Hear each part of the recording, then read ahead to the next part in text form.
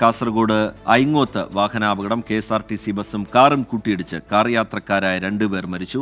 നീലേശ്വരം തൈക്കടപ്പുറം സ്വദേശികളാണ് അപകടത്തിൽപ്പെട്ടത് എന്നാണ് സൂചന. ആദ്യം ഒരു പ്രതികരണത്തിലേക്ക്. ഓവർ സ്പീഡ് കാരണം വലിയൊരു അപകടം നടന്നിട്ടുണ്ട്. ബസ് ഏതായാലും കറക്റ്റായ ദിശയിലുണ്ടായിരുന്നു. ഓവർടേക്ക് ചെയ്ത് കയറി അടിയിലോട്ട് കയറി പോയതാണ്. ദയനീയമായ കാഴ്ചയായിരുന്നു നമ്മളെല്ലാം പെരുമാറിയിട്ടുണ്ടായത്.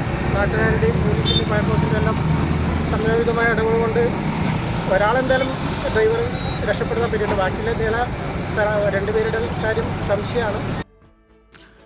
അരുൺ പാറയ്ക്കൽ വിവരങ്ങളുമായി കാസർഗോഡ് നിന്ന് ചേരുന്നുണ്ട്. അരുൺ, എന്താണ് ഈ അപകടത്തിന്റെ കാരണമായി മനസ്സിലാക്കുന്നത്? കൂടുതൽ വിവരങ്ങൾ എന്താണ് അരുൺ പാറയ്ക്കൽ?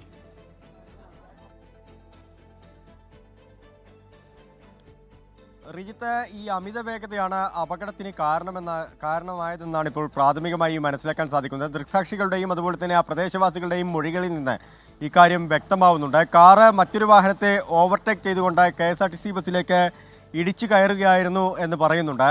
എന്തായാലും 5 പേരാണിപ്പോൾ കാറിലുണ്ടായിരുന്നത് എന്ന വിവരം പുറത്തു വരുന്നു. നീലേശ്വരം തീർത്ഥങ്കര സ്വദേശികളാണ്.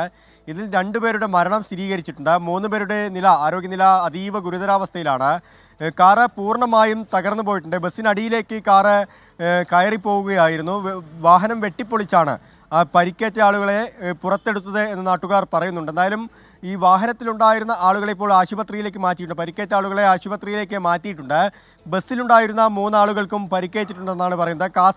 കാസർഗോഡ് ഭാഗത്തേക്കായിരുന്നു ഈ ബസ് വന്നിരുന്നത്. കാറ് കാഞ്ഞങ്ങാട് ഭാഗത്ത് നിന്ന് ഈ തൃക്കരിപ്പൂർ ഭാഗത്തേക്ക്, നീലേശ്വരം ഭാഗത്തേക്ക് പോകുന്ന കാറായിരുന്നു. ഇത് ഹൈവേ ആണ്. ഓവർടേക്ക് ചെയ്ത് ബസ്സിനടിയിലേക്ക് പോയതാണ് എന്നാണ് പറയുന്നത്. കാറിൻ്റെ നിയന്ത്രണം വിട്ടതാണോ എന്നൊരു സംശയവുമുണ്ട്. റിജിത്ത്, ശരി, അരുൺ പാറയ്ക്കൽ വിവരങ്ങൾ നൽകുകയായിരുന്നു. ഈ ഘട്ടത്തിൽ മനസ്സിലാക്കുന്നത് അമിത വേഗമാണ് ഈ അപകടത്തിന് കാരണമെന്നാണ് ഈ ഘട്ടത്തിൽ മനസ്സിലാക്കുന്നത്. വിശദമായ പരിശോധന അതുമായി ബന്ധപ്പെട്ട് വേണ്ടിവരും. അതിനുശേഷം മാത്രമേ അത് സംബന്ധിച്ച ഒരു നിഗമനത്തിലേക്ക് എത്താൻ കഴിയുള്ളൂ.